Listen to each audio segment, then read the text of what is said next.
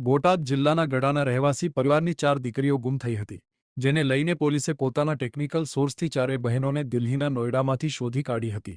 Police દ્વારા 14 ફેબ્રુઆરીથી ગુમ થયેલી ચારેય સગી બહેનોને નોઈડાથી પોલીસે શોધી કાઢ્યા બાદ હવે સુરક્ષિત રીતે નોઈડાથી લાવી તેના પરિવારને સોંપવામાં આવી છે। આ સમયે દીકરીઓ સાથે પરિવારનું મિલન થતાં લાગણીભર્યા દ્રશ્યો સર્જાયા હતા।